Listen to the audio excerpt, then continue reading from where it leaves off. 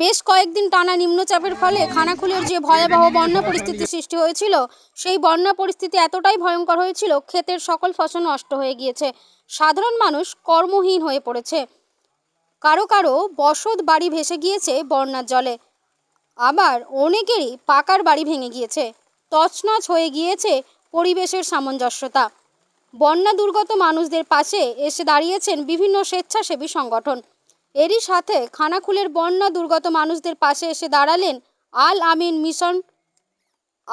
মিশনের ট্রাস্টের উদ্যোগে বন্যত্র মানুষদের কাছে কিছু ত্রাণ সামগ্রী ও ছোট ছোট ছেলে মেয়েদের জন্য জামা কাপড় তাদের হাতে তুলে দেওয়া হলো।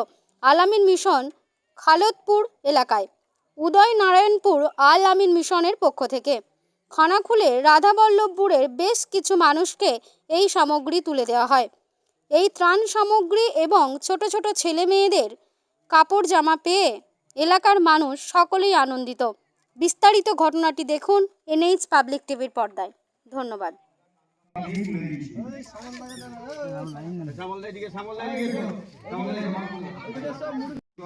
দিন আগে যেভাবে বন্যা খানাগুলোকে ভাসিয়ে নিয়ে গেছে, সর্বত্রভাবে বাংলার বিভিন্ন বন্যায় বন্যা হয়েছে। আমাদের খানাগুলো বাদ যায়নি, খানাগুলো বিস্তীর্ণ এলাকা প্লাবিত হয়েছিল। সে কথা মাথায় রেখে খড়গপুর মিশন থেকে খানাকুলের বিস্তীর্ণ এলাকায় ত্রাণ সামগ্রী তারা অসহায় মানুষের পাশে দাঁড়িয়েছে।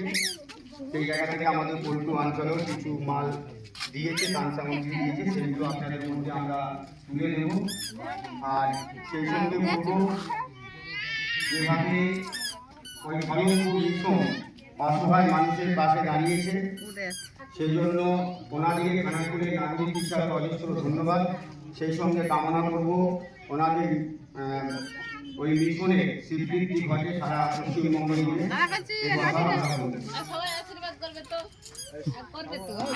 আমরা কানসামগ্রী তুলে দিচ্ছি।